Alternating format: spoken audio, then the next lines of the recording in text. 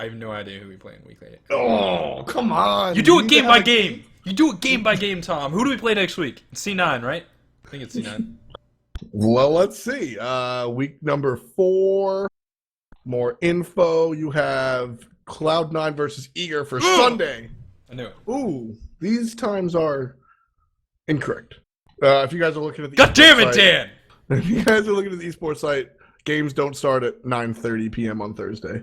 Should be the same old song and dance, I believe. Maybe I'm telling a lie, but I believe they are the same old song and dance. Okay. Well, anyway. Hi guys, welcome to Really, a show where I say stupid shit and then he says stupid shit and then he gets mad at me because I said stupid shit, but I get mad at him and we just yell at each other. My shit is less stupid, but that is generally the idea of the game, I think. Becca's having work done. Thank you, Chaostic. What a smart guy. So, yeah, games are at the same time. That should be fun. But let's talk about last week games before we get into anything. And the week of free FP. It never is. I know. For the record, every season there's one. That was all Hinderman. Every season there's one, and you're like, okay, just 2-0, 2-0, 2-0, and it isn't. Or it is, and they're all backwards. Yeah. And like, oh man, so AFK versus enemy. I mean, so AFK looked really strong here. Are you guys still strict? Like, are you guys still partners? I mean, we scrimmed enemy like 1 week because AFK was like, we have to go like to the DMV or something. Like they had to do shit, so we scrimmed enemy once. But like, yeah, that's cool. AFK. It's dope. Good time. Yeah. So I mean, like, AFK just looked really strong. There's really, I mean, AFK and Epsilon came out this weekend and just played some of the best Smite I've ever seen. Honestly. Epsilon looks so good, man. And it's Epsilon. Why is it, right? Like, that's the question that comes up to me because it's such a thing, right? But it's like NA's the better region, blah, blah, blah, but like it generally is. Yeah, like you go to a LAN event and then EU's like, fuck, we have to adapt to the NA meta because it's stronger. And like, one game, excluding Barracuda being sick, one game since Worlds has gone to EU at a LAN. And not a match. And I think Epsilon is the team that changes that. Maybe. Like, exactly, maybe. I'm not sitting here saying Epsilon can definitely beat AFK and the other top teams. But I think that Epsilon is... Because you know what they did? They played things that were just good Smite independent of their meta. I think one of the best Smite plays I have ever seen in my entire life was the first blood and the third blood in the second game. Or the first game. Whichever one Adapting played Fenrir in. They had the do you remember this play specifically, Krett? No, I don't watch EU. There was the Sentry Ward by the enemy purple in the duo lane, and they deward it, or Epsilon dewards it, and then London Conspiracy dewards it. So Epsilon knows that there's a sentry there. They put a regular ward down. Yeah.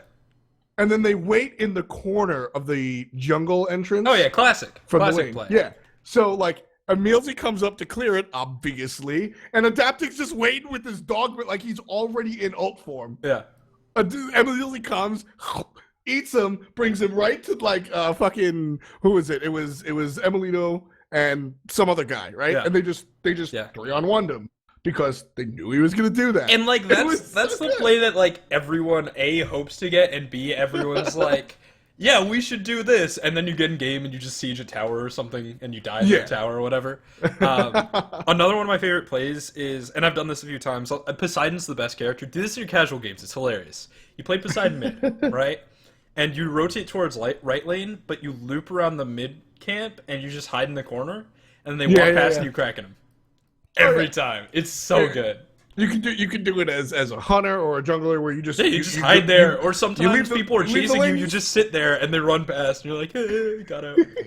You just run out of lane and wait, and then you should like. But those plays by design, like you could tell that was the play that Epsilon was making at what was it, 3 minutes? I don't have my scorecard here, but like at that point in time, that was their game plan. Maybe not from the get go, but for a little bit. And that type of foresight, that's quality, that's quality Smite independent of your meta.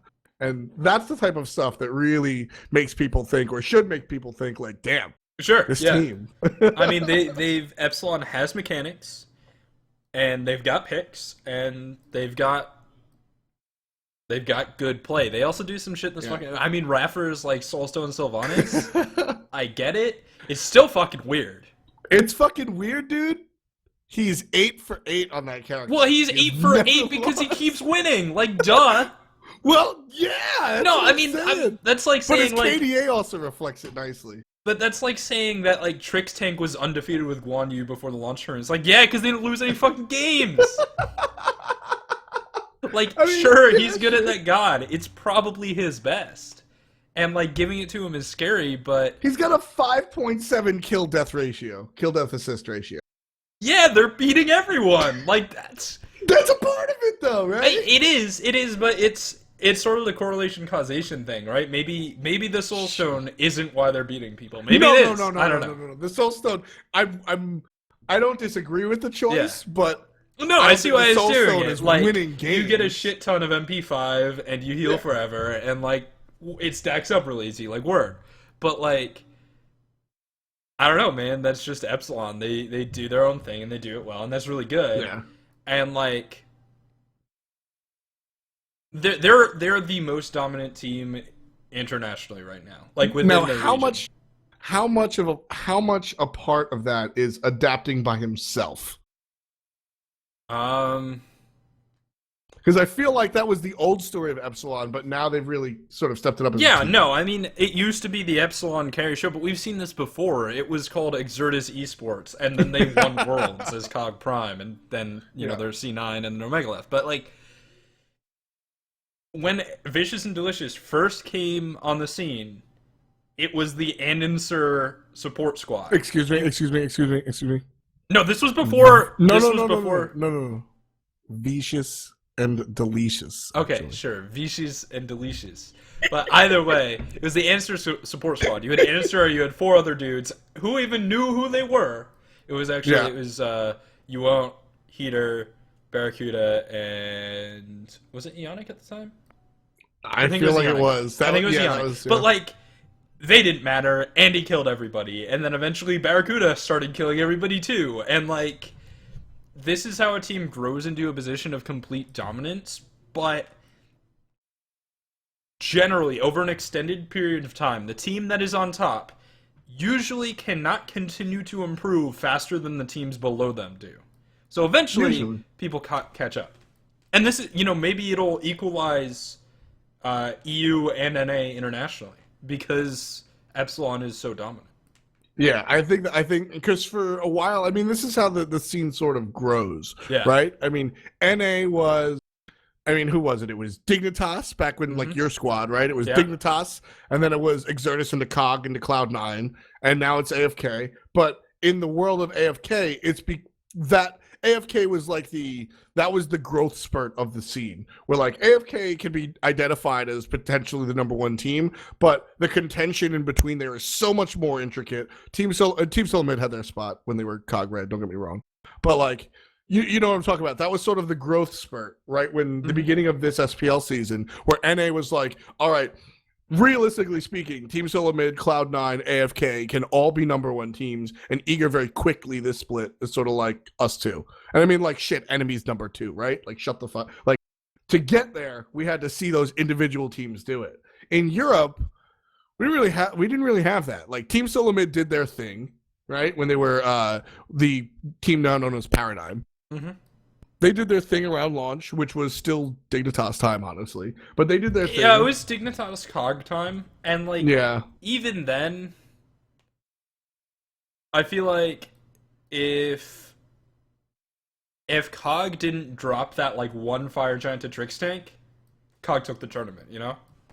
Exactly. Yeah. So even then, it wasn't like, oh, yeah, they, like, won. It was like, yeah, they won. And they were undefeated, and they played really well, but, like... Might not have been that way. Yeah. So, like, but for the purposes of growing the scene... No. You can't let me take away Europe's accomplishments. That's what I do. That's what I do. It is what you do. But for the purposes of growing the scene the way the North American scene grew, right? Team Solomon sort of counts. I honestly don't feel like Titan count. I feel like Titan and Fnatic both went 50-50 for an era, right? Where like Titan got to second at Worlds, but they weren't dominant. And Fnatic started murdering people on LAN for a little bit, but like couldn't do it online, and then vice versa now recently, right? So like they sort of combined for some domination, but not really. Epsilon is here to dominate, and I'm hoping that this is the like final. Everybody plays against Epsilon in this fall split, right? And then like fuck you, Epsilon goes to Worlds, and then Spring comes along, and everybody has to fight and learn how to beat Epsilon, and then EU is sort of right there. You know what I mean? I think that that's where we could land, honestly. Sorry, I was just shit talking your chat. I just saw that. Oh man. But so like I feel like Epsilon is the team to really raise. They're the hope. They're exactly. They're Mel Gibson in Braveheart. Oh God, nobody wants to be Mel Gibson. Maybe in Braveheart, but yeah, no, in Braveheart, not in. Very specifically in Braveheart, not when being pulled over by a police officer. Or definitely not in Passion of the Christ either. No. So Epsilon definitely not an upset. That was the 2-0 that you could count on because they're really good.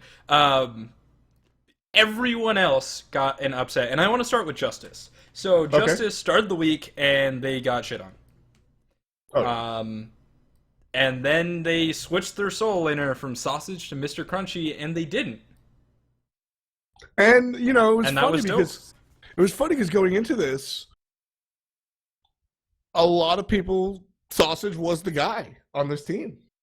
For me personally, at first, I think I moved away from that. But Sausage was the guy on this team, and you know, they had to make some swaps. It was funny. So Lydia's not coaching the team, but she's like sort of around. But the coach for Justice was actually sick last week, so Lydia stepped up and was doing the coaching, the direct coaching. And Lydia's a really good coach. I mean, sure. Like I need to see like more stuff, but like she's been doing work in LATAM. She took the worst Southern LATAM team, and now they're like 4th in contention for LAN. Have you worked with her? Yeah, she's really good. Yeah, so you're sort of like. Have you like coached her on coaching? I guess you could say. Yeah. Oh, cool. Yeah, no, yeah. I raised her, and now my baby is making Justice win SPL games. So like I saw, because I've seen her do work in LATAM. You know, shouts to Renegades of Hell. I've watched her sort of do her thing. You know, and like this is cool. This is I like to see her making the transition. I would love to see. You know, that'd be fun. But so. What's it called? Cheerio says, if you think Crunchy is why Justice won, I don't know what to say. No offense to Justice. I mean, Crunchy isn't why they won, but it's a team game. And like they got really, and it's just sort of like looking at the difference between Thursday and Saturday was huge. Right. Because Thursday, Justice gets ahead, but Sausage feeds Zelia. Sunday, Justice gets ahead. And who knows what's going on behind the scenes, right? That's also Performance isn't everything. But performance, I like for a fact, I spoke to Lydia. Performance for a fact was a part of it. But I sort of got the gist. She didn't tell me anything exactly. I don't know what's going on in their comms. But I got the idea that it wasn't 100% performance, maybe like 80%, you know? Sure. And so, like, sometimes just a change of scenery is what you need. Like, Godpool. I mean, like, you guys just got Omega, right? Mm-hmm. Omega wasn't the reason Cloud9 was losing, but changing it up will help. Yeah. You know what I mean? So we talked about it a few weeks ago, but like in Dota, Evil Geniuses won the International, took home like $10 billion, and then made a roster change. Like, sometimes you just make roster changes. Exactly. So you need a change of scenery. And I mean, like, I actually mentioned that to I forget who I was talking to, but it was I asked Adonis, and then I asked somebody I asked Scott Gandhi, who like you know, not to diminish what Adonis did. Fuck you, Kevin, Reason Gaming. But like, Gandhi's he's a super winner when it comes to esports. And he's like, yeah, dude, sometimes you just need a change of scenery, a change of pace, a swap of a player, even when you're doing well, to just sort of light a fire under your ass and work together as a team and just change, you know, changing your window sometimes changes your perspective. Yeah, totally. So the swap, I think, helped Justice. We'll see how it continues in the future, but I mean, they took a game off of Titan. Like, yeah. Yeah, and Titan, honestly, Titan since Worlds, it seems like they've been on a very slow and not that strong downward trend, but a downward trend nonetheless. I agree. Like, I completely agree. We're talking, if they were at an 8 before, they're at like a 7.4, right? But there's a very slight, it's like when you put a pencil on the desk and it slowly rolls and you don't notice it till it's moved a couple of inches. That's kind of where they're at, I feel like. Wait, we're in week 4, you fuck. We're not in week 5. No, we're in week 4. Week 3 just ended. No, you said week 5. No. I'm on to you. I'm on to you. No, I never said that. Anyway. So then there is the enemy upset. And enemy... Dude, this whole season's been an enemy upset. What the fuck? They're 7-3. They should not be 7-3. Yeah, no, they shouldn't. They 2-0'd COG, which, like, okay. Sure. I think they got 2-0'd by AFK, which is like, yeah, sure. And then they 2-0'd Elevate. And, like, okay. 4-2. And then they 2-0'd Denial, which, like, probably wasn't really supposed to happen. That wasn't supposed to happen. But, like, Denial, I get it. I get it. Exactly. Right. Okay, yeah. Yeah, like, Denial has holes, and Enemy was just like, yo, what up? And, like, they exploited them. And then they won 1 C9, and that definitely wasn't supposed to happen, but I get it, too, because this is not the same C9 that won Worlds. They have looked very different. They've been adjusting to Baskin-Rom in the solo lane because he plays differently. Very different. And the whole team has been playing differently. And Inster has changed his play style, which is fine. And so maybe Enemy just being a little bit more comfortable playing towards their draft, etc. It's not an unreasonable. It's not even that upsetting. But they're still 7-3, and they're still not the team you expect to be 7-3. Yeah, like that first week I gave it to COG flat out. I was very surprised when Enemy won, but wait, who's on COG? All right, Andy. It's Homafe? Homafe actually said that he was going to be quitting competitive Smite. Who are they going to have jungle for them? You're fucking with me, right? Who's on COG? Dude, I can't keep track, dude. They had like 3 teams, now they have 2 at once, and then... Homie Effie hasn't played for this team, and like, this is a completely different team. Oh, is that the one with Kabam? This is Aurora, Kabam, DJ, Meerkat, yeah, it's the Kabam squad. Homie Faye hasn't been on this team for like 4 fucking weeks, dude. Oh my god, you play in the same region! Anister did the same thing. We asked him how he's going to prepare for COG in the postgame, and he was like, oh no, actually, who's on COG? Nobody knows who's on this team! They beat Nobody knows who's on the team! Like, yeah, nobody knows. I don't know. They beat Team Solo fucking mid. You better know who's on this team. Wait, did they? Yes! When? They beat Team Solo mid this week.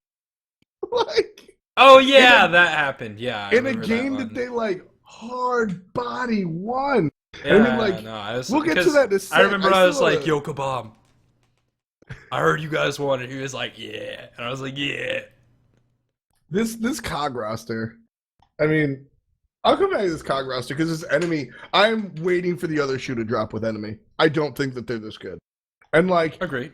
Maybe I'm doing them a huge disservice. Maybe I'm being horribly rude. But, I mean, I see Pain de Vion. I see Vicium.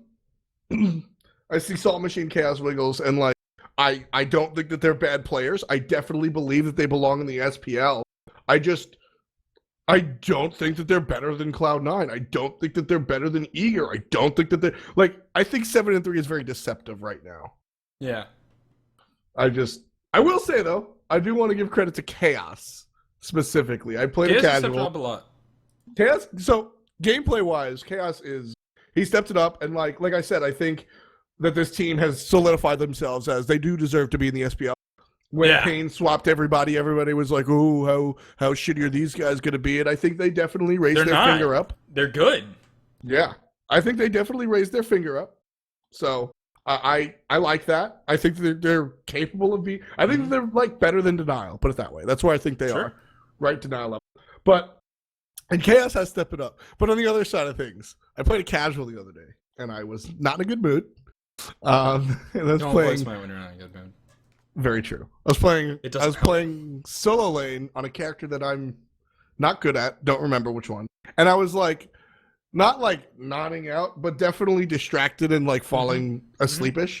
So I was just getting shit on, right? And Chaos is in the jungle, and I'm like, help, dude, can you help me? Like, come on, man, just gank. He's jungle. Yeah. I'm like, gank, and he's like all over the map, and he's like, hey man, like, you should ward right here.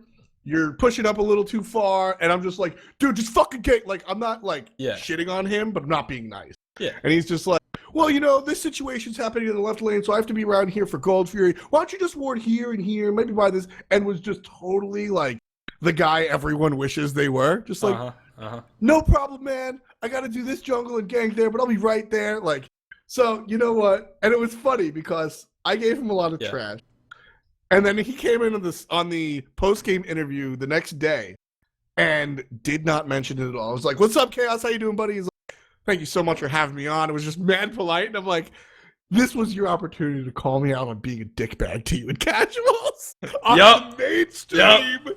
And like, he was just super nice to me in game. And like, so if you're out there, Chaos, apologies. But it was very cool to see the type of guy Chaos is, because I don't know him. I don't know these players. He's been a really cool guy for a long time. I mean, I've sort of like been acquaintances with him for a bit, and he's chill. And that's that's the guy you want on your team, someone who's not really gonna like be a pain in the ass. Yeah, I mean, he reminds me of Renz, where he's just like, dude, I'm having so much fun. Really glad to be in the SPL. Yeah. Except Chaos is winning. Mm-hmm. Well, I mean.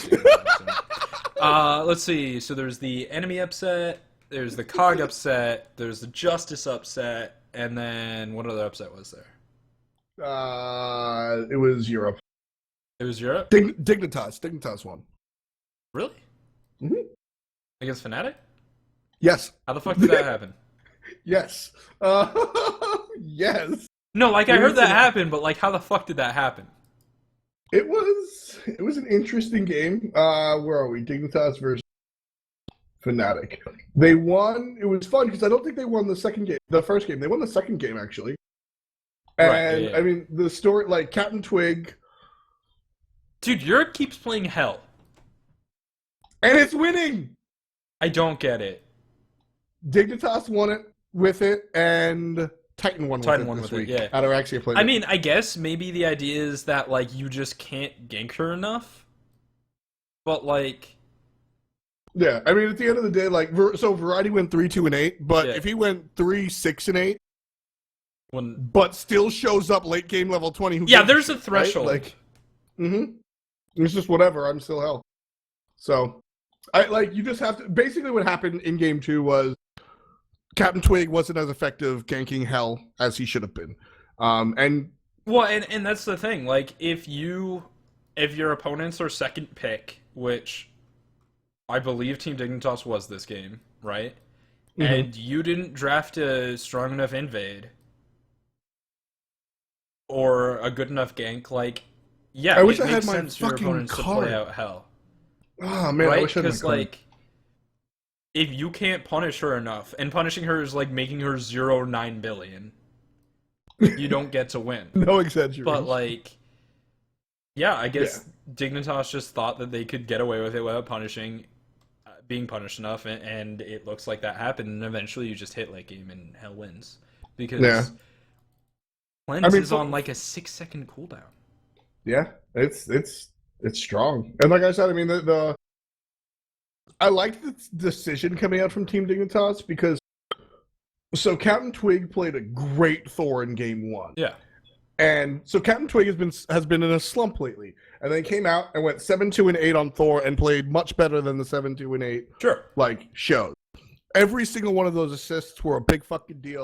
He landed one of the cool things. He landed a wall that stunned 3 people, double tapped 2 for a double kill with just the hammer, and then got the triple with berserkers. Like he was doing it in game. Do you happen to one. remember what the bans were for this game? I don't have my cards on. I don't have my notes on me, unfortunately. Because just looking at it, like Thor was banned. Thor was taken by Frost. Was Osiris banned?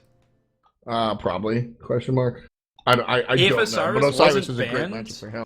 You like take Bellona and Osiris and you walk into their jungle, and what the fuck does anyone do? Right? Yeah, like, I mean, fuck you. There is no level 1 that is better than Bellona Osiris. They can 2v4. Jeez. So I don't know. I feel like it's just like if people in EU are going to bring out the hell, then you have to like be prepared. You have to put yourself in the right situation to deal with it should they pick it. Yeah, and like that's the entire reason, and it's not Captain Twig's fault, but there wasn't any pressure in solo, and so like I don't want to blame it on Captain Twig because the team might have needed the jungler elsewhere. I don't know, but like there just wasn't a Bellona. Well, but you can't put yourself in that situation, right? Like you have a Neath duo lane and an Agni mid, and they're fine, but you. Bans were Athena, Giannis, Ao, Ares, Nuwa, Serket. There you go. Like, yeah. So, Fnatic, and I mean, to be fair, Fnatic's draft phase has never been a super strength for them. Like, they never, lose a draft, right? But when I think Fnatic, I don't think, next level pick ban phase. I don't think that they're winning in the pick ban phase. Like, sometimes AFK can just win right there. Even they just okay, he's gonna play that. What the fuck? We didn't think about it. Okay, well, I've seen some teams do that. And Fnatic's not one of them. But yeah, I think they could have drafted better against. Well, I also think you're looking at a team that's like Bellona is one of the strongest characters in the game, and this is a good. Actually, looking at Fnatic, I mean, Neath with the global. That's what happened. What? I remember my notes. Neath Reels just never ulted. Oh, yeah, like Bellona, Neath, Agni, so Nukon, like Hell should be dead on cooldown. Yeah. Variety only died twice. So the draft could have been better to deal with Hell. But primarily it seems like Fnatic just didn't do what they needed to do. Yeah, and that's largely what happened. And so Dignitas takes home the win, and Shadow Nightmare 4-4-11. Shadow Nightmare played a very, very good game. A lot of these spirit balls and solos or silences, like I remember, were a big part. Sort of like the Thor game out of Captain Twig in game 1. Just the stuff that doesn't show up on the straight scoreboard was really important for Shadow Nightmare, and Shadow Nightmare has largely been something for this team to hold on to. Like Variety has recently stepped it up, but historically not too hot. Frostiak has been bad up until this week, I feel like, frankly. And Renz is still growing and learning, and Frezzy has Frezzy moments, right? Yo, wait. Shadow Nightmare has always been the guy. Was Frostbound Hammer... Not Frostbound. Was Heavy Hammer a thing before Worlds? I don't think so. I think it was after Worlds. Okay, because late last year was the point where NA was like, nobody's allowed to play mage solos ever again. We're gonna invade you and you're gonna die. Double hog, what? No, well, it's not even about the hog. It was about the hog. It was like, if you don't get hog, you get invaded and you die. But it was like, if you're on a mage solo, not only do you not have hog, so you get invaded and you die, but you also would die anyway, because they're just better. Heavy Hammer was NA Regionals. It was... So late last year, like you said. Yeah. That works. Divios said he's playing Heavy Hammer Herc at World. I don't know, man. I just feel like... I'm just kidding. EU is playing mage solos, and it's like a truce. It's like the old school Zhang Hui truce, where it's like, alright, we'll just all play mage solos, and nobody's gonna invade. Back when, at the launch room, it was like, just nobody play Zhang Hui. Just don't play him. Was anything? It's been long enough that I mean, I can't talk for Dan, but I assume no punishment will be dealt out. Was there actually a spoken, or was it just like nobody picked Junqui? No, it's just nobody picked him. Everyone knew he was wrong. They're like, nah. Just like fuck that guy. Yeah, it's just, I don't know. Yeah, like, and we're over here in NA, and our solo laners are not like, man, mage solos are so awful, nobody should play them. No, they're like, man, I wish we didn't have to build 6 defensive items on our solos, but we do because it's the best. So I mean, like it's just so funny. If you click on, if you take a look at like Meerkat's gods, it's Bologna, Tyr, Hercules, right? And that's Osiris. everyone. The exception is like Cyclone Spin when he thinks he can get away with it. And Divios when he's just like yeah, he's just like, I want to play a mage. And like I'm not trying to come off as biased. Like, well, I am biased because NA is better and EU sucks, but like I'm not trying to come off as biased. It's just like I coach in NA and this is what we all accept to be true. Yeah, I mean, the numbers show that way. I think that, as I said, Epsilon is raising a very high European flag. Yeah. And that'll be I think it's too high. I think they're too good for their region to, like... It's gotta just... I don't even know what that means. I think it has to be an outlier. Like... I think like, you think they're overperforming right now? No, I think everyone else is underperforming, and Epsilon's just performing. Okay. Like, okay. I don't think a team could get that much better than everyone else out of nowhere. Okay. But I feel like it could be if everyone else played worse. They're newer. They're newer. Yeah, I just don't know where I came from. And I do think, well, they're newer.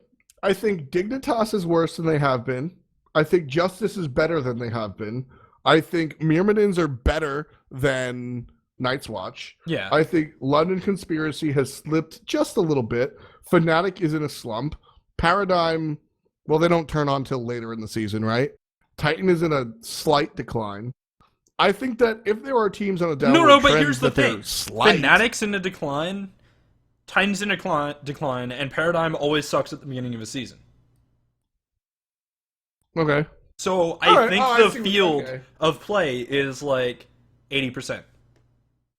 Okay. I do think that Epsilon, like, you didn't watch you gotta watch them play versus London Conspiracy. Like, LC is a middle of the road team. They are, for all intents and purposes, Europe's denial, right? Like, they're right in the middle. You don't expect them to lose to the bad teams. You don't expect them to beat the top team. But sometimes they'll do both. I think that LC, or I don't think, when LC played Epsilon murdered this team. And it had nothing to do with Epsilon. Some of it was, like, capitalizing off of mistakes, Krett.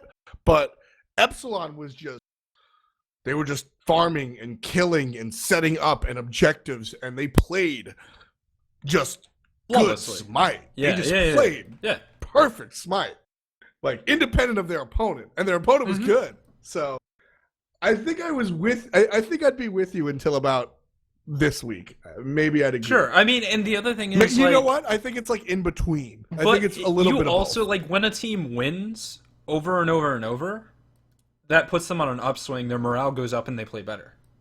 Like, that's just like a thing. So I don't know. Yeah. Yeah, and Epsilon murdered Fnatic. They're definitely good. Yeah. I think Epsilon is more real than perhaps you seem to be giving them credit for. No. I think Epsilon is, like, very, very good. But I'll definitely agree that there has been a slight change in the European I think their field of competition is lower than usual. Yeah, Paradigm's defying the storyline. They're doing well, but Titan, Fnatic are not doing as strong as they used to be. And Dignitas went from okay to Has Paradigm faced unfortunate. Epsilon yet? Yeah, that was week 1. Yeah, that's the only team they lost to. They've beaten LC, Justice, and Myrmidon since. Yeah. But they lost to Epsilon because Epsilon is fucking incredible right now. And it's funny because, like, it's Raffer. So many people have just been like, Raffer's not going to do anything. Raffer's the 15-minute jungler, right? Like, yeah. And now he's just a crazy ass support. And like his whole jam was he just picked. Hinduman loves to mention this. He just like it was like a scene from an early Fast and Furious movie where this one dude Raffer just calls 4 dudes he knows that don't necessarily know each other too well, right?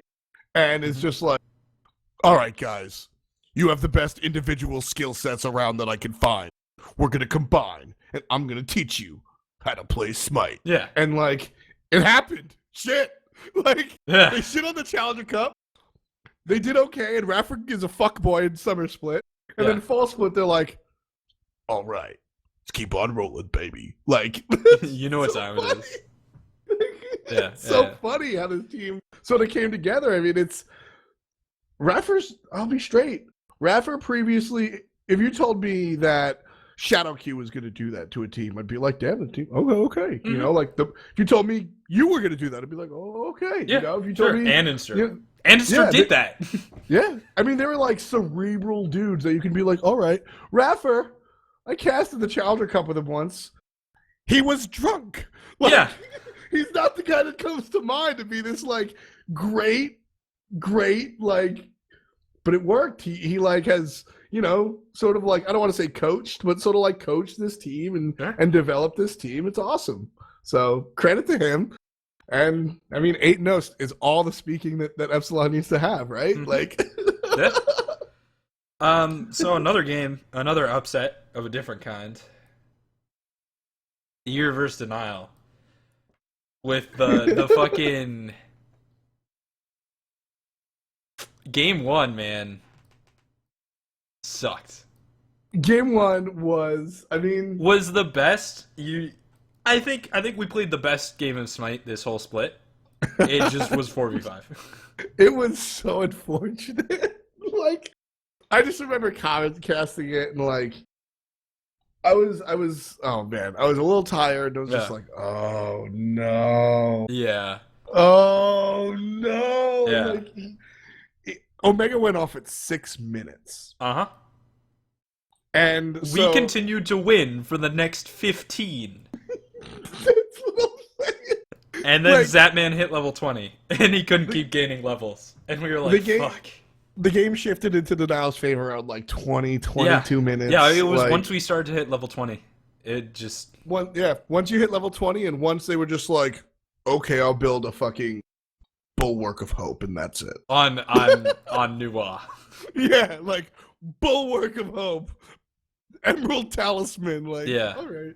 You know, and before anybody says anything in chat, they did what they should have. Yeah, no. Like, if you're gonna be a douchebag in chat, you do not be like, oh, fucking Denial should have F6 and given the game to Eager. Like, no. No. If you're gonna be a douchebag in chat, you should say something like, how is Denial losing 4v5? They're so bad. That's what you should be a douchebag in chat about. That's the correct way to do it.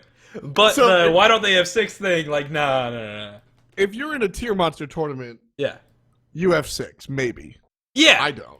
Well, like, that's where you have 6. Yeah, you have 6 in a tier monster tournament because then they like give you a sub who's like probably better than the last guy because the subs are all like. You guys, your guy went offline. No problem. The sub is Adonis. It's Adonis and Peckies. They're the subs. Always Adonis and Peckies. It's so weird.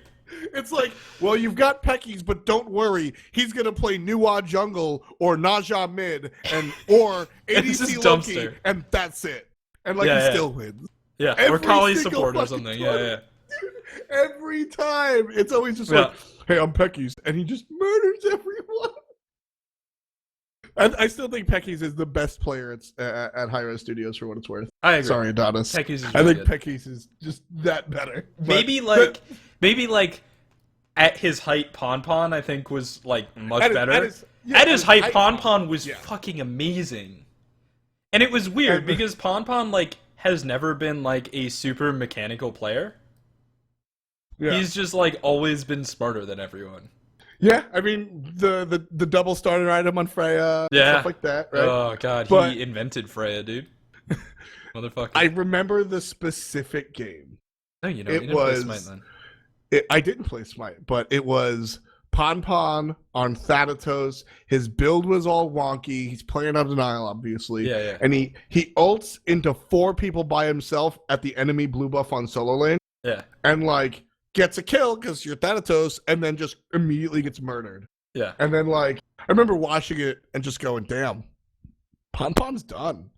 And like the next day he was like, yeah, I'm done, guys, it's been fun. And I was like, I fucking caught that. Yeah. You just saw the desperation, like, my team sucks. Jeff needs to get the hell off of this team because he's a great player and doesn't deserve this. I'm that is those dunks in 1v4. And I was like, he threw in the towel. but yeah, so coming back to it. Tier Monster Tournament, if Adonis is your sub, you have 6, because maybe you get Peckies, right? Mm-hmm. And then like everybody feels good for you, right? Just like if you're playing soccer in your backyard or at the local school and somebody like, falls over or something, you don't score. You don't score and then look, which is what pros do, right? Dude, you all right? And then like he says he's faking it, steals the ball and scores and makes fun of you, right? Yeah, that's it. It's good. In a pro league game, like, I mean... And that's actually how professional soccer works, too. But I mean, like, because it's easy for me to sit here and be like, so it's about money, blah, blah, blah. But I mean, you're actually there. Like, you just want to win that shit, right? Yeah, you just take the win. If your opponent's just, like, give you a win, you take it. Unless it's collusion, and then you report that shit to Hi-Rez Dan. Wow. Yeah. Anyway. I mean, it's just like you take the win and you go, dude, that sucks. And you say, I wish we could have played that on even grounds, and you probably mean it. Maybe you don't. It doesn't really matter. But you say it.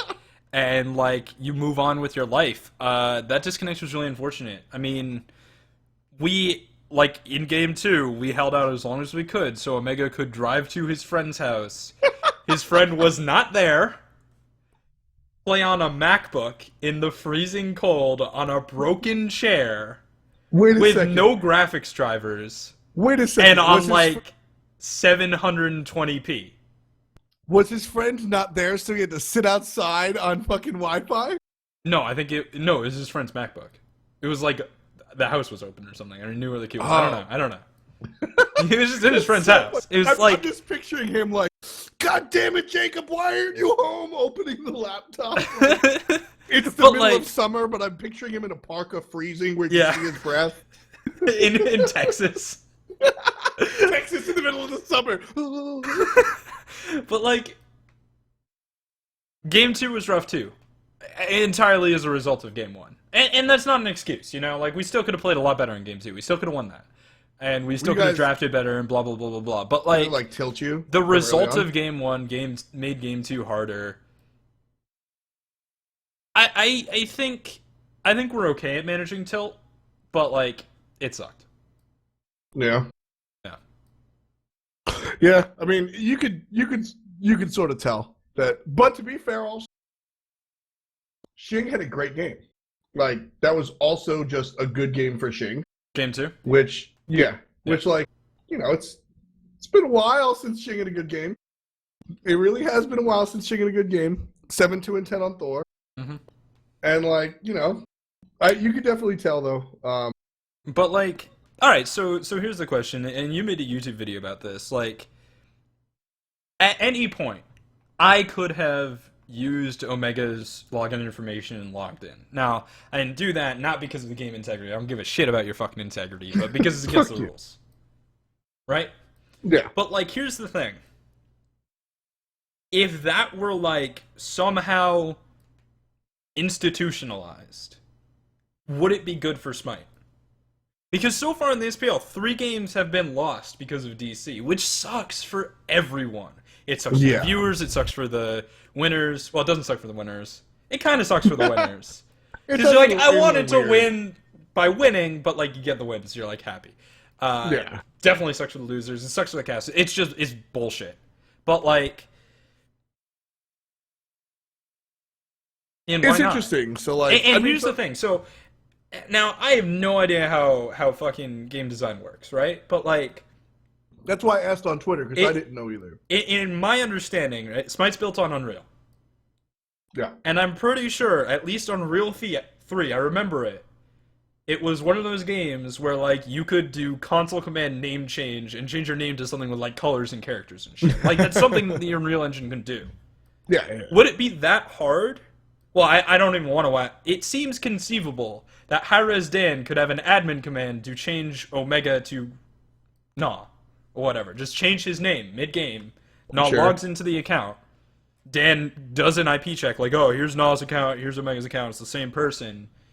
And then you continue. Like, it seems feasible. It's something that, at the very least, online games can support. Maybe not Smite. But is this something that should exist in esports? Is mid-game substitution in a game that is not about rounds something that should exist in esports? Yeah, and I mean, like, so the solution that you bring is feasible from what I heard last night by Weiss. And, like, you're right. The entirety of the game it's not round-based. It's not Counter-Strike. We're like, okay, whatever, the round's There's no over, good time. fuck you. Exactly. And I mean, like... But, like, pauses are already in the game. You can... Right. Like, if your team needs to pause, you know, generally, like, sometimes it's hard, right? Sometimes you have to, like, disengage from a fight and, like... You know, your opponents aren't even trying to be douchebags about it, but sometimes you have to run away from Rama for 20 seconds before you can pause. But, like, you can generally get to a place where you can pause. You know, your jungler resets a buff camp, your mid stops killing a ward, whatever. So, like, I think it's doable in that respect, too. It is doable in that respect. As I said, I mean, it gets a little slippery because of what somebody called ringers. Or, like, the idea that you start to draft for 6 people instead of 5. Which I just think is fucking cool. To be honest. I don't. And it's... Adonis brought it up in the Reddit thread for that video, where you couldn't play Sobek. You couldn't let Sobek be played because Matty Pocket was dope with it. Surprise, it's Matty Pocket on Anatoly's account. LOL. Get fucked. Oh, yeah. No. But, like, that's just sort of, like... That's cheating, and this is, like... These are our players, and this is our sub, and, like... Right. I just... You have to ban Sobek against this team, and Ymir, or whatever. I don't think that we have enough bans yet, and you can't increase the bans yet, because in my opinion, I don't think we have enough gods yet to increase the bans. Sure. So, as far as, like, maintaining the fun that's picks and bans, I think that once you have 4 bans instead of 3, maybe, let's say. Sure. You know, maybe 5 bans, whatever. I think you need more bans in order to make that a reality. Because if I have to ban Snoopy's ROM because it's hot right now, and I have to ban Thorgar's, whether or not you think you have to, right? Just for argument's sake, you know, then how am I also going to ban their new solo laner's special Bakasura, right? Because their sub plays a special Bakasura. So, for the moment, I don't think there's enough bans. I mean, which kind of sucks. At the same time, it's like, if your sub is better than your starter, why is he your sub? So I think it's a little bit of an unrealistic situation. It seems strange that like a team would have like their Bakasura specialist on deck. And even if they do, then it's like that's their strategy and it's going to work once. And then teams will know that they can pull out Bakasura. But even that... Well, Bakasura is hyper-specific. I mean, you can get into a situation where... No, but it could be a lot of things. My point is that like... I don't think having a 6th player who is secretly the best at any character is any different from just having your soul laner secretly be the best at that character and just like grind it, you know? Yeah, no, exactly. And that just comes... I mean, that's part of it, but that's the reality is that no solo laner plays 60 gods Cyclone at a competitive level. Cyclone. I mean, he does, and he's a rarity, and that's what makes it fun. Well, like Omega too. We just don't. He could. It comes down to team style too, though. Like, there's so much stuff involved that, like, I just don't think that would happen. And if it did, I think it would be cool. I guess that's my counter argument. Is like you're like, well, what if this happened? I'm like, cool. I want it to happen. then I think that there's too many holes open. And I mean, like, so for what it's worth, I think my message is getting lost here, and because I haven't really said it, and I do think that it is cool, and like, in a perfect world, I would love to have subs come in mid game should there be a DC, but you can't, like, there's no way to say that it's from a DC. It has to just be like subs can come in mid game. Right, and like that starts to be a slippery slope for me. Like I don't like the gameplay and meta that comes out of that, unfortunately. Sure. But at the end of the day, maybe it's more important. But it's just a matter of maybe that also just makes the game really boring. And that would be worse. You know? Like, because you gotta think about it. A DC has a chance to affect the game. Meaning that not every game has a DC. But this change would affect every game, the meta game, and the overall. Yes, it would. It would change the way you pick and ban. No, it would have. I mean, for where are you going? Okay, all right. No. Like, look at the North American scene, right? Who is the ringer? Because the only person I can think of that any team would have as a ringer is Wolfie. Sure. I mean, I just don't think there are good enough players. I mean, yeah, that's the reality of right now. You got to think of scalability. Mm-hmm. But I mean, maybe it's also a temporary rule. Like, hopefully, eventually, Smite is played on LAN, and then this rule doesn't necessarily have to be a thing. Or if it's part of the metagame, like maybe it's fine. I don't know. But either way, like, I don't think the pros outweigh the cons just yet. I mean, like, or maybe it does.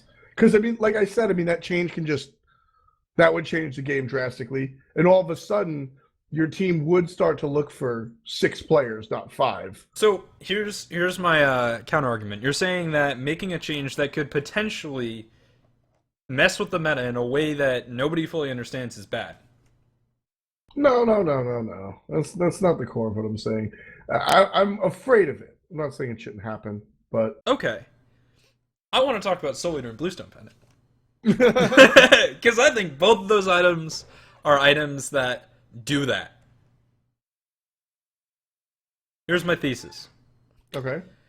Now, when people talk about theory crafting in general, in Smite, you talk about 2 characters primarily that are like your poster boys for theory crafting. You talk about Loki, because he stabs someone once and does a shit ton of damage and hopefully they die. And you talk about hunters, because they just shoot people over and over and over. You just crit people and kill you.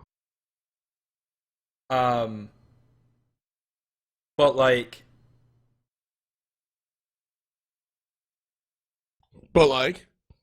continue. Soul Eater is a defensive item for hunters, so they don't give up that much.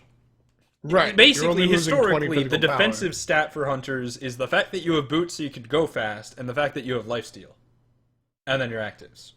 Mm-hmm. This is, you still have boots so you can go fast, you still have lifesteal, and now you have health.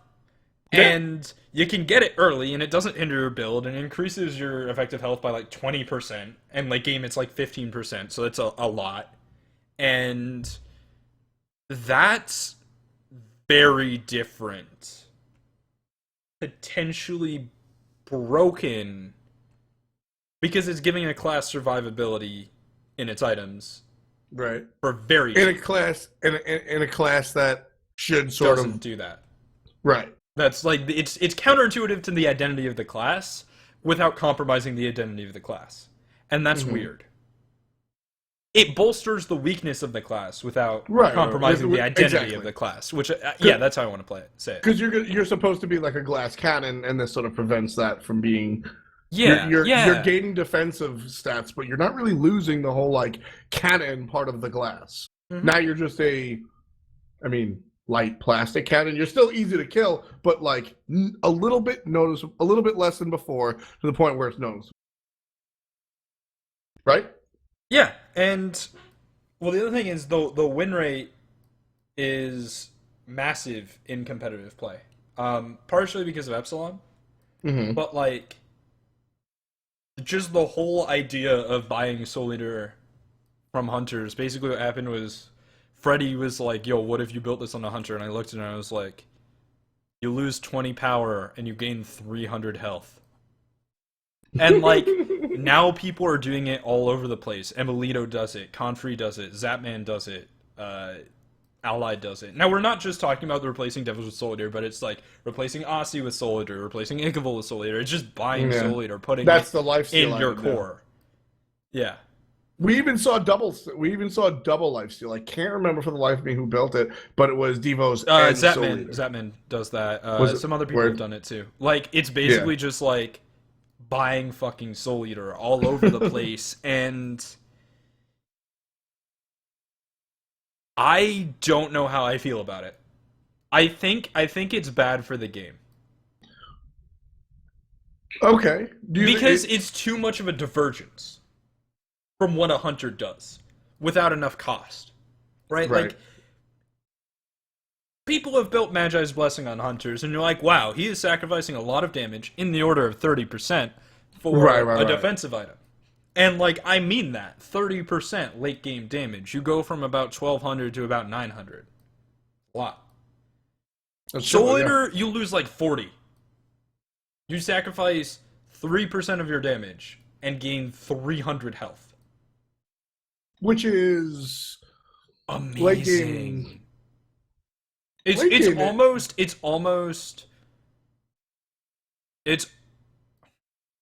like numerically, it's almost mandatory because you sacrifice 3% of your damage and gain 15% health.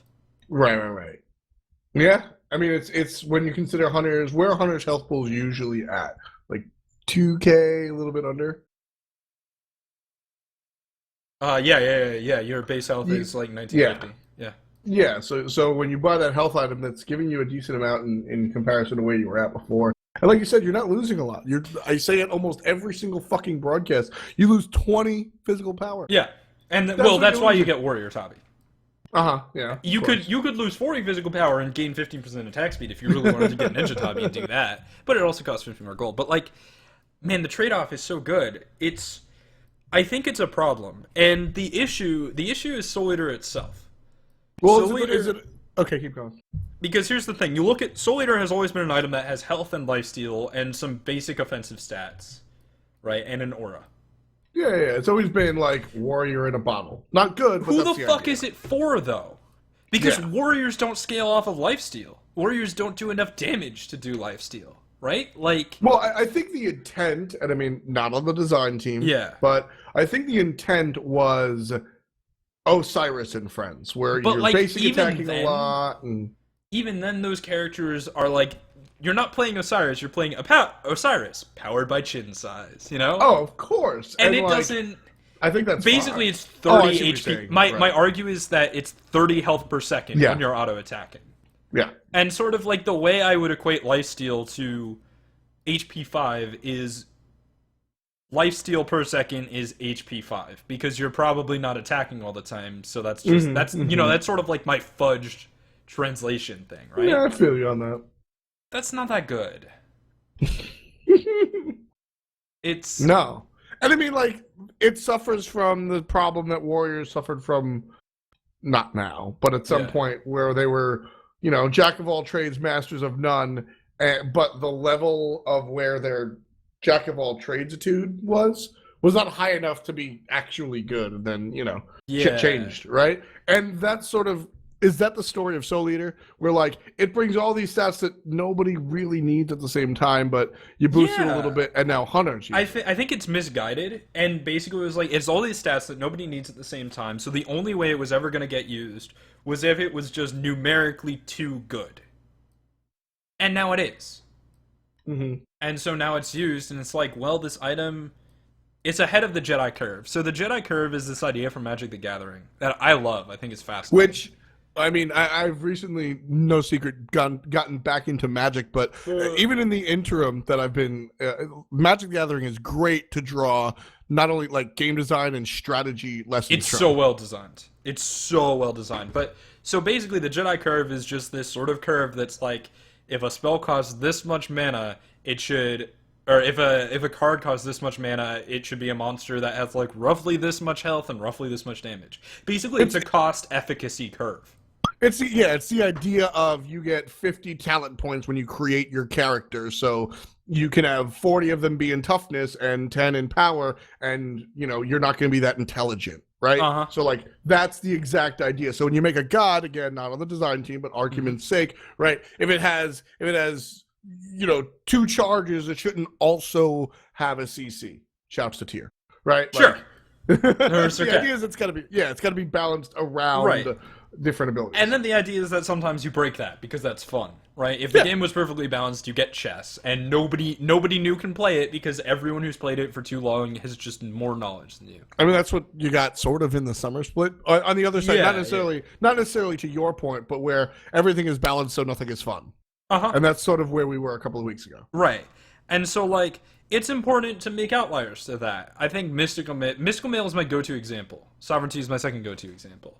They have important functions in the game, but they're too good, right? Nick Pie's favorite god is Mystical Mail. Yeah, it's a good god.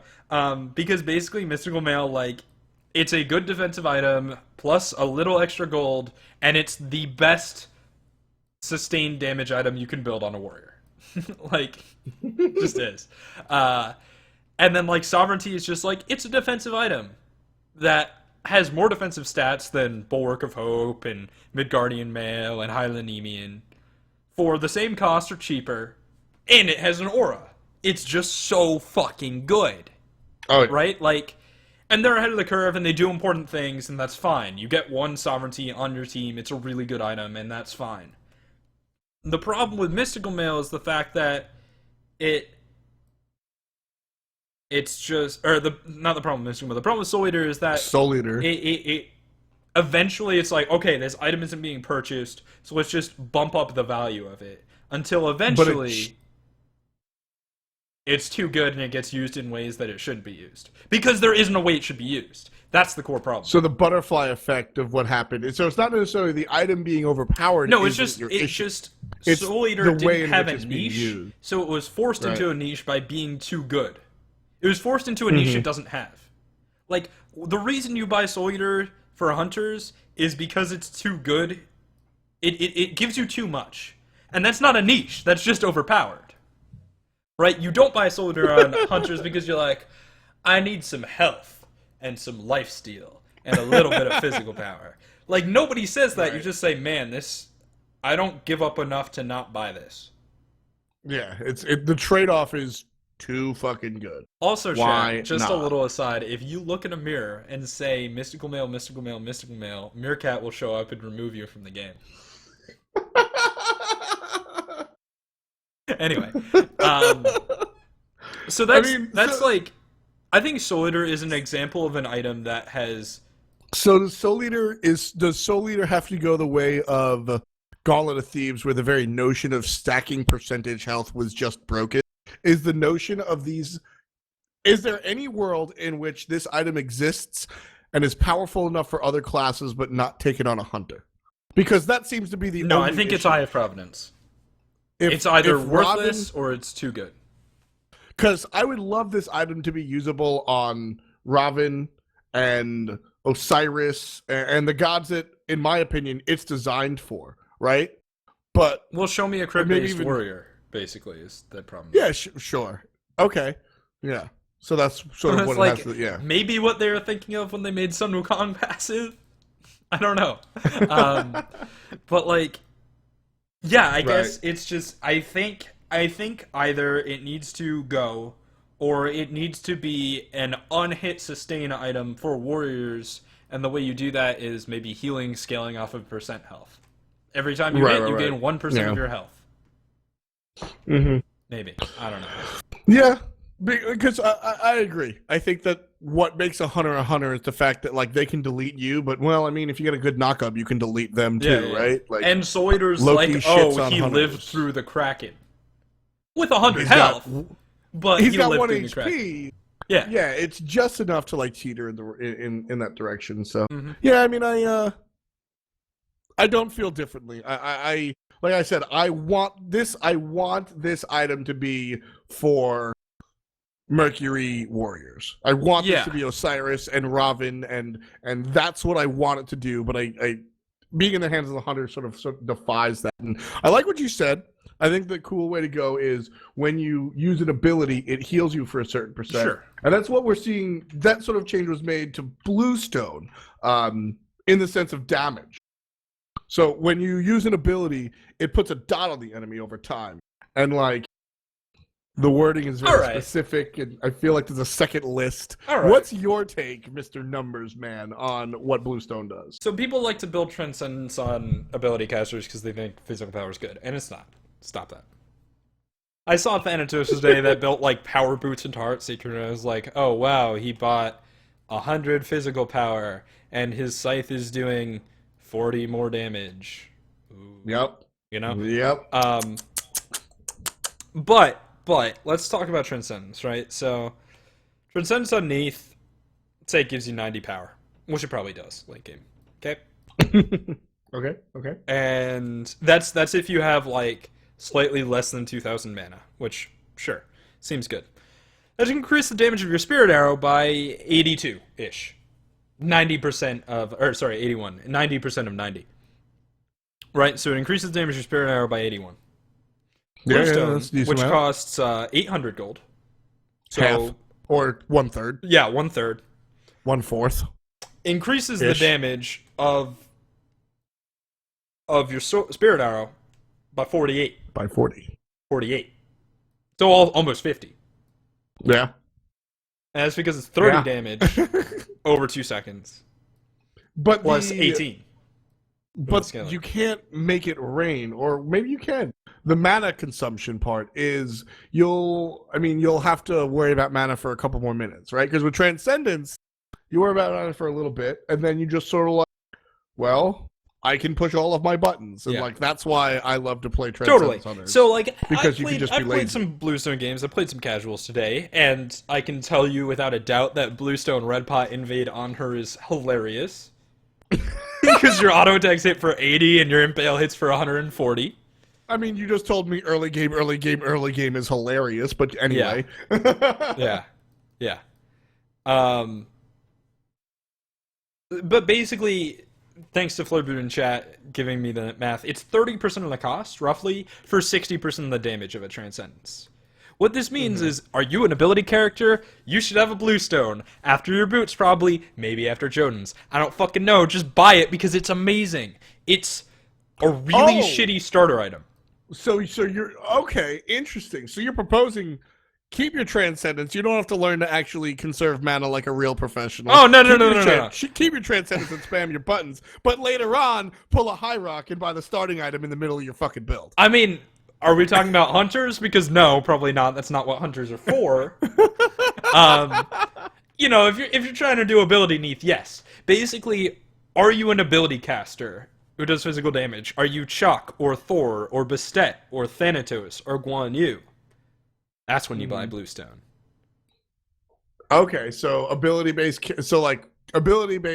characters that don't scale super. It just, do you want to increase the damage of your abilities?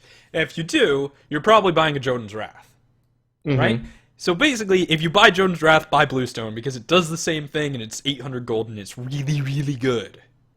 It's incredible. But do you buy it after or before Bluestone? Depends on what role you're playing. Okay, that's fair. Because here's the other thing. It's drastically going to change the state of wave clear. How do you mean? Sun Wukong! His one hits all the creeps. Now does 50 more damage. Yeah, Wukong. Yeah. Or Artemis. Actually, she can't quite clear with it. But it was close. And if she could clear archers with her 3, we're all fucked. She can if she gets ahead. Yeah, only if you're ahead of the map. But to be fair, when I tested that, I was like 5-1. So you have to be really fucking far ahead. Ullr. Are we going to see more? I mean, so Ullr has been played, but it's played on like Zapman's really good at Ullr, so that's the character. That's the identity of the character. Is like and he is hypothetically the best hunter, but nobody can play him. Right, and I think that's really fun. So like the players that can play Ullr really well is like it's like that tertiary, secondary pick that you have in your god. But you don't have to play him. Like, you have to be able to play. There's no situation Neith? which is bad for Uller, but there's no situation good for Uller. Right. Does Bluestone make that? Because like right now you have to be able to play, I'd say, Neith. You have to play Medusa, I guess. Do you have to play Uller now with Bluestone? I think Bluestone actually kind of fucked Uller. Ooh, because really? here's the thing. So the Transcendence Hunter build does less damage than the Devos Hunter build. And this is really simple to prove. On a Hunter, you get lifesteal, right? You get boots, and then you buy as many damage items as you can. Of course. Now, the best damage items are Execution, Rage, Deathbringer, Malice. Nobody's arguing that. If you buy Transcendence, you don't get to have one of those. No, you don't. No, you don't. So you have to build Aussie instead. The problem was that, like, in some situations, Ullers could get by on Bluestone, which meant that they could go Devos, which meant that their build would do more damage.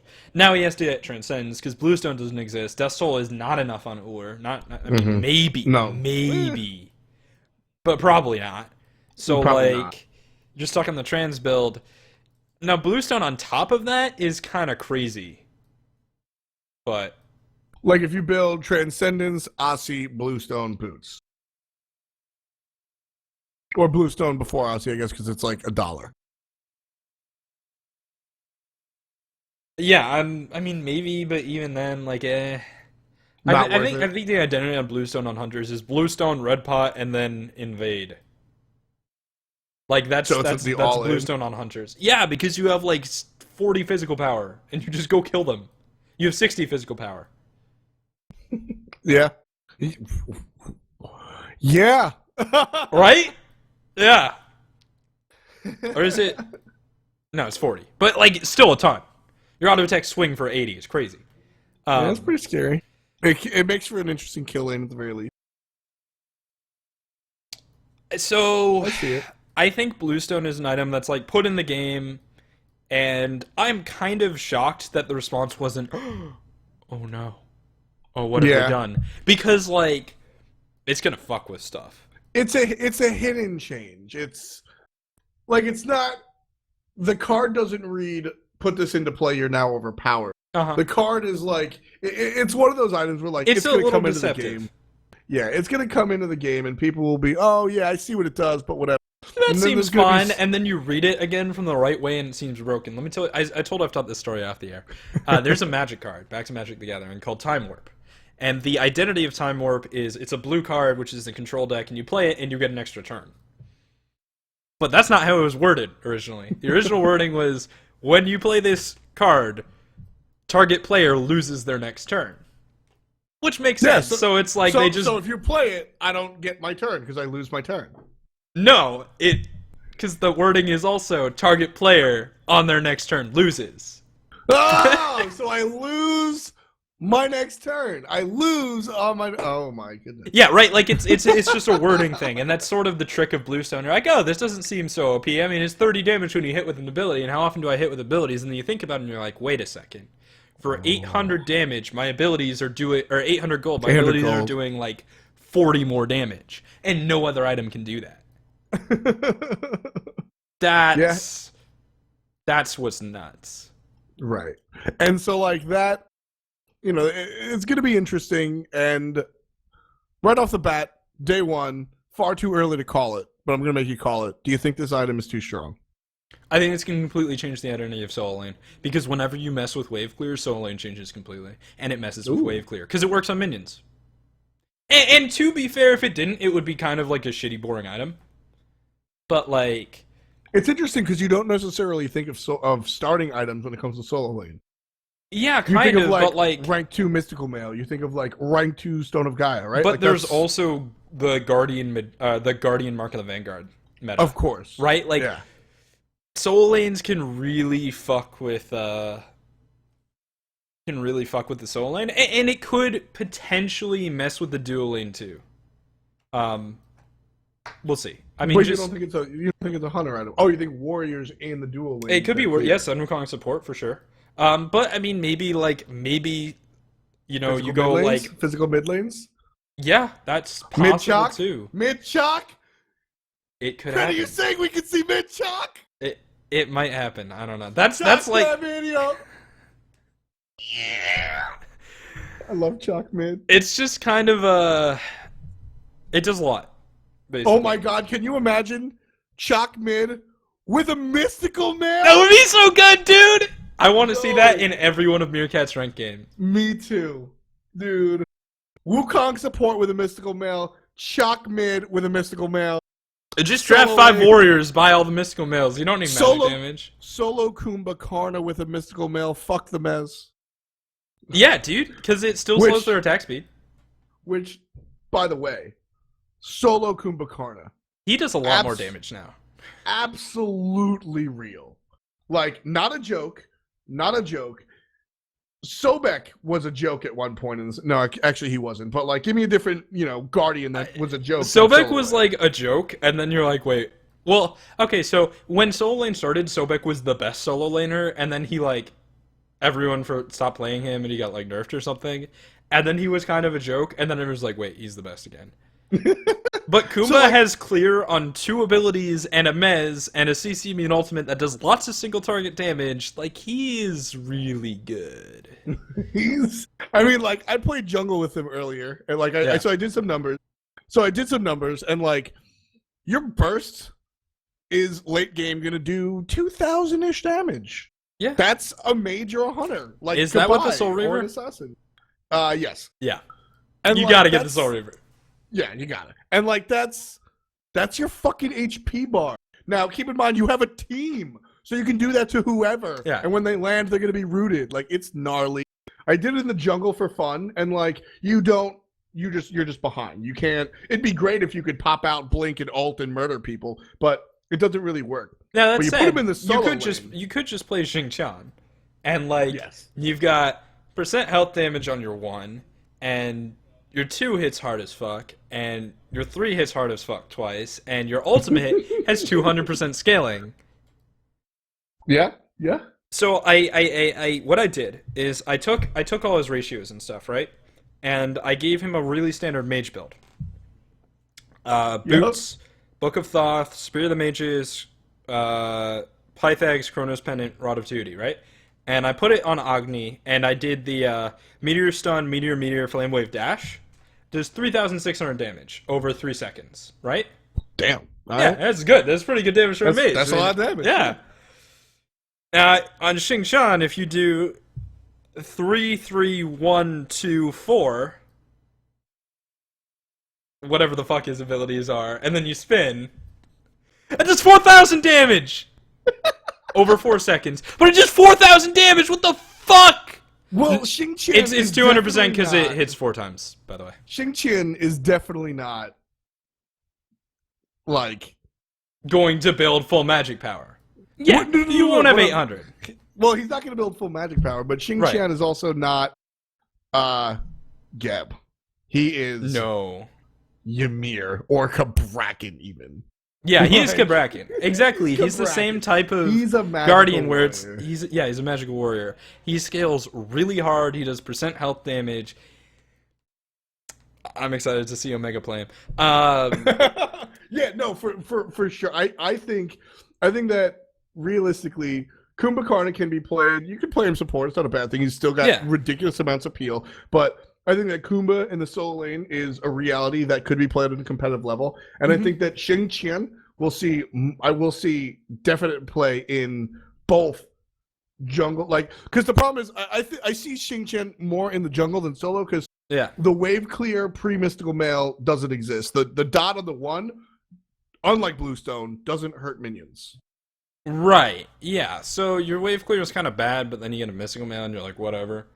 Because mystical mail is just a great item. So happy it's in the game. No, I mean, if it wasn't, like, we'd have solo lane mages running around, and that would be fucking terrible. Fuck that. Yeah.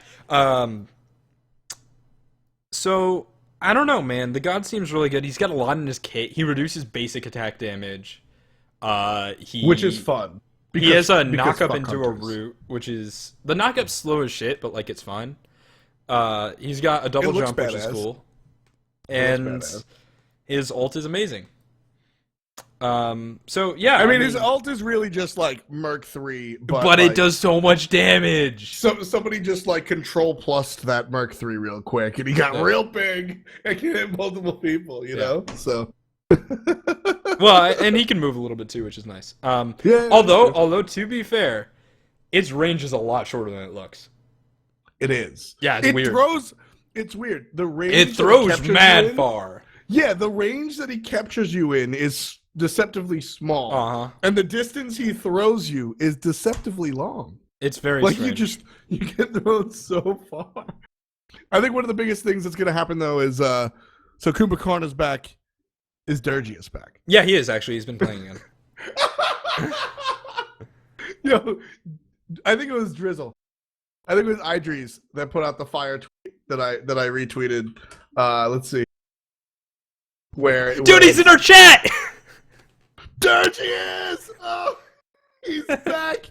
The Kumbhakarna man himself. If you've been following Smite recently, like past season 2, Dirgius is a player that has always cheated on. He was a very, very capable guy. He was the mascot of the Challenger Cup. Yeah, like the dude that's always. Can we call him European Wolfie? Yeah. Like sort of the line of good enough to be in the SPL. Unfortunately, never like found the right team or whatnot. His team did well and moved on without him. Who was on I5 again? Adapting. Raffer. Raffer. They replaced Raffer with Adapting. Which was a good move. Yeah. But I mean, like, a lot of the names that were on I5, you'll remember or you'll know. Mm-hmm. And Dirgius was the guy sort of that, made the decision that he didn't want to, like, play Smite so much anymore. But, this is the tweet. Here it is. Copy link to tweet. It's in chat. It's, dude, play Smite, Kumba says. Dirgius says, no, babe, I'm not feeling it. Kumba says, my parents are out. I'm getting buffed. And then Dirgius is just in queue. Yeah. So again, if you don't, Dirgius is always like on the cusp and like Thorgar's, Circuit Weekend, Dirgius Kumba. That was when Kumba wasn't good, Dirgius was playing him and Yep. Yeah. You forgot to mention Kiki's Nua. That's another player god identity. Now it's everyone's Nua. Originally it was Kiki's. Kiki was the only one that played Nua. Turnaround in this character between this split and last. Like, going from just, like, only Kiki plays her to everyone, and she's doing really well. And, like, I feel like every goddamn day there's a post on the Reddit saying Nua's unplayable because her minions are stupid. Which, I mean... Yeah, her minions are stupid. That's, like, how you balanced her. The fact that her minions are stupid is what makes Nua balanced. It's funny because imagine if you could target her minions. Imagine if instead of the fucking shitty cursor it has, where they just pop up in front of you, it was Vulcan's backfire. It didn't do damage. It was a skill shot, but it hit someone and minions popped up and like murdered them. Dude, that's honestly, she would be broken. That would be. Yeah. It's funny because that's actually. Yeah, I was playing Xing today, and a Nua popped minions on me and did 1,400 damage to me. Granted, I didn't buy any magic defense items because I was a soul laner, and you don't need magic defense items, you just have health. And then I immediately killed her, but she did 1,400 damage. It was crazy. Yeah. She almost didn't die to my mystical mail. I think a big. And then she did because I had mystical mail. Mystical mail is a good. What item. A good item. Yeah, it's so good. It was funny. I said, "Hey Nick, do you want to play Smite?" And he was like, "Yes, can't wait to play the new god." And I was like, "Oh, you really that excited for Xing Chen?" He was like, "I mean, he's okay, but it's just another god I can build mystical mail on." Yeah. And like, I was like, "Wait a second, what?" He's like, "Dude, if I can build mystical mail on him, it's my favorite god." Yeah. Because mystical mail is so much fun. It's so good. But so I think Nua's seeing a day in the sun because there's no hog, and having like. Objective gets low, and I mean, there's other parts to it, but I think a large part of this, and I'd love to know if you agree or not. Objective gets sort of low. You put your minions out. Are you going to come and get AoE stun for 8 million damage? Like, yeah, it's a little similar to Opwash in that way.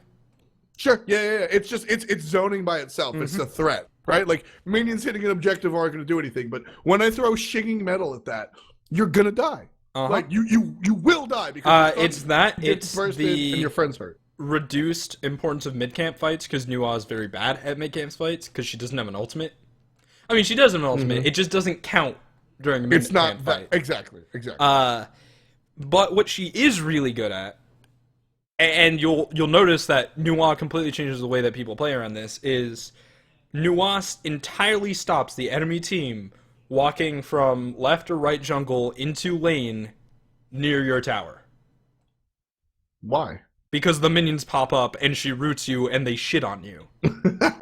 Like, you can't take that path against Nuwa. Because it's too small. She's just going to murder you. Yeah. Yeah, and that sort of holds hands with my sort of. She's my just objective. A very interesting defensive mage. Yeah, she has that goes hand in hand with my objective observation, where she tells you where you can't walk, in a different way from Kukulkan's tornadoes, but it winds up being the same result. It's just do not pass. Mm-hmm. If you pass, the gate will fall on your neck and you will die. Yeah, players are also getting really good at using the root on her, which is really important. Yes. Late game, her ult hits for 800, which is nice. Yeah, that's what, when we talked to Paradigm, I believe it was, in their post-game interview, that's where they said, yeah, we just kind of Nua's whatever, but late game is hilarious, because that's, you just boom, and everybody's like, shit. Yeah. Just got hit for a third of my health bar or more. And with a meta where sustain gods are very hard to pull off, your options are Sylvanas and maybe Ra if you're feeling really antsy. Yeah. And then the guy... There's no counter to it. The guy with the ridiculous name, DH4T, whatever you name it. That's a big part of it as well. Yeah, her vision on demand. Yeah. Map vision on demand. It's better than Thorol, because it's never a bad idea to use Nuwa ult. It's damage. If they have a Ra and Sylvanas, all right, it's wasted damage, but if you go up on Thor just for vision and come down... Well, if they have a Ra and Sylvanas, then you get to apply Divine Ruin to everyone, so hey, it's still good. And then one of my favorite things Nuwa can do is just slow the entire team fight. Yep. Everyone gets Gem of Iso'd, which realistically is not that great. Right. But it's hilarious. It's a specific strategy that hasn't needed to been pulled out, but Nuwa has interesting applications. And so she's just winning because of... Well, she's also the only mage that does what she does. She's a mage that is safe and defensive and has zone control, and the other mages that do that, namely Kukulkan and Apwash, are not safe. Right? What makes Nuwa safe is you go on her, she blows you up, and then runs around her fog, and then ults. Whereas you go on Apwash or Kukulkan, and they're like, shit. And then Kukulkan uses his 2, which gives him slow immunity for 1 second, but it doesn't actually cleanse the slow, so you get slowed again, and then you die. You hope that the ultimate hits the enemy that's chasing you. Your 2 costs you 130 mana. Some fucking reason. Yeah. A 3-second move speed buff for 130 mana. Before we go, one more thing on the docket. Khepri. Khepri is going to be SPL ready. Now, 2 things. Khepri is SPL live this week, which is going to impact the game. And also, Khepri wasn't available in ranked. Oh, he's not available in ranked? Well, I think he is now. Okay. All right, that's fine. But prior to now, what? Yeah. Is that an issue? No, because he supports... so the god needs to be playable in ranked thing is that's fine for a god where mid laners have to learn how to hit people, or hunters have to learn how to hit AMC's lefty auto attacks or whatever. Khepri's not that hard. Khepri has some interesting playstyle things, but they're the things that are going to come out of scrims more than anything. Exactly. So, it just... Ranked is not... Ranked to me is solo casting as a commentator. Where, solo casting will get you the same practice that you need in order to not say the same phrases over and over again, and not stumble over your words. Exactly, fundamentals. And you can learn, as you said, you can learn how to pillar stun real good in ranked. But it can also hurt you a little bit when it's time for game time. We've seen SPL teams lose because they're newer, haven't gelled yet, and do rank strategies. We've seen that this season. So Khepri is a god. Have you or other people in the scene been practicing her in scrims to your knowledge? I think you would be silly to be banning out Khepri nonstop in scrims. You got to play with and against him. So all right, so yeah, I mean yeah, like yeah, jaw. Like the fuck, yeah, exactly, right. I'm trying to be like polite here and not be like so open up your playbook to. No, I mean it's just like yeah, you're gonna the new guys available. You got to see how good it is, you know. So it doesn't really seem to as eager coach. You're not too fucking mad that Khepri is available the same way he's available. No, I don't know why. Khepri's voice pack is extremely masculine. He doesn't a beetle doesn't really look like a gender, right? Like I can't say he looks masculine or feminine, but like I just keep attributing him. I keep thinking Khepri is a female. I actually have a similar problem. Is that I keep thinking Naja's a boy. But see that like Naja looks like what a traditional boy would look like, right? Yeah, and that's what people say forever, right? Like, right, and it would be. It's just weird when you realize that Naja's actually. Khepri's a bug. Yeah. It doesn't look like it doesn't have pigtails. It's Khepri because doesn't have like a skirt it's because on Khepri is the mom support. That's exactly what it is. Oh, like here, look, honey, I brought you a kill. Look, honey, I brought you a kill. Oh, honey. Put this on. You're going to get hurt. There's some damage reduction. Yeah. Oh, sweetie, you went too deep. I've got you. Come to mama. We'll walk away home, right? Like, yeah. It's totally goddamn mom bug. It is the mom bug. It is the mom bug. I mean, maybe it's maybe it's like Khepri, R.I. Maybe that lends itself to me. I don't know why, but I keep associating this character as I don't know, man. Like, whatever. Khepri live. So as a coach, you don't have a problem with it being the same week as ranked because you got to practice these things as a team anyway, right? Yeah, I mean, it's a support. If it was like Retatosker, like where your jungler has to learn how to play that, well, he'll be banned in ranked anyway. It doesn't matter. I don't know. I mean, the whole if it's something that you have to play, it'll probably be banned in ranked anyway, so it doesn't really help that much. That's fair. That's fair. I can see that. So I mean, just going forward, I want your official. If is it just a support that you don't mind this? If this, for argument's sake, I have no insight if it is. If this is the new standard, where gods come out in SPL the week that they are ranked, is that cool? Depends on the god. I think some are too. It does depend on the god. Yeah, I think some are too skill intensive for that, like Circuit. Okay. Or whatever. Sure. Right. For what it's worth, though, those gods, I don't. I think Circuit was available and ranked before the SPL. Yeah. There are some gods that on release are an arms race. You're this god's gonna be amazing, and it's whoever can learn to play them first. Now, is that fun to see in the SPL? No. I guess because we don't see that practice. Right. No, not really. You're not gonna practice in the SPL, so yeah. That's fun. That's fun. Like you said, I don't know if the solution for that is to play it in ranked or not, but I think it comes down to scrim time. I think what's more important is having a timeline and saying this god's available for SPL play in 2 weeks, so that teams can be like, word, we can start practicing them. Right. Okay, cool. That's good. I'm gonna write that down and bring that as good feedback. Yeah. Now past that point, let's talk about Khepri the god itself before we go. Khepri solo mystical male fuck meerkat? No, seriously. That's totally what we're gonna do when we play against meerkat. Yeah. But so, do you expect to see Khepri in the support or the solo? I think primarily support. Maybe solo. I don't know. Could be. His clear is kind of all right. Yeah, he doesn't have initiation for sure. You need your initiation somewhere else. I mean, even Sobek can you don't, but you could blink tail whip, right? There is no. Yeah, Sobek can start a fight the same way that Bellona can start a fight. Where you're it'll do. Khepri is the idea of Khepri pulling someone out position is you sneak up to them and you're like, gotcha. And you're just gonna die. Khepri is just going to get blown the fuck up. Yeah. So, He's really strong. His ult is undeniably powerful, and his 2 is undeniably powerful. It's freaking % damage reduction on like a 10-second cooldown. Yeah. And it's AoE. Yeah. That's what I think. But is he really stronger than Geb, though? Because Geb is the other savior. Geb is the other mom support.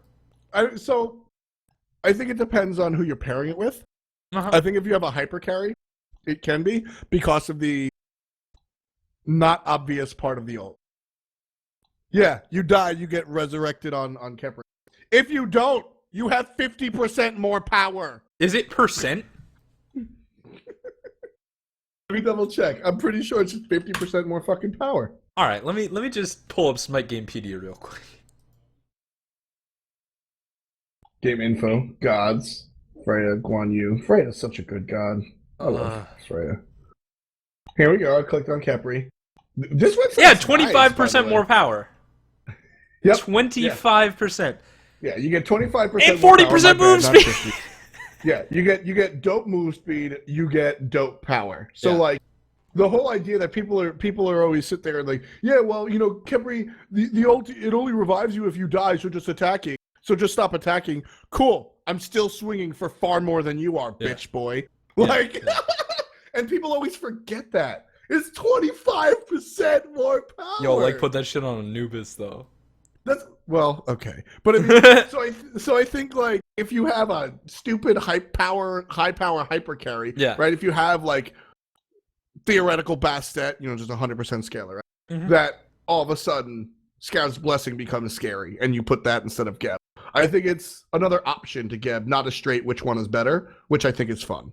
Sure. Yeah, I mean, I think Khepri's skill cap hasn't been reached and won't be reached this week. And at skill cap, he still sounds scary on paper, but he also can't initiate. You know, we're in an era of the blink supports, and Khepri blinks in and does question mark. Chalk was played recently. So, what does that have to do with that? I love Chalk's initiate. I think Chalk has one of the best initiates in the game. That's why I bring it up. What? Chalk 3-second AoE silence. It's a super. Oh good yeah. initiate. Well, yeah, kind of. I mean, good. if you actually silence them. If you don't, you're just in the air like an asshole, and everyone walks away from you. Yeah, right. Yeah. Like, right. Yeah. So you've got Chalk, Witch, Bluestone, Chalk mid. No, Chalkman. No Chalkman. All right, I'm gonna get this asshole out of your face, guys. We'll see you next week. Hope you enjoyed the show. Peace.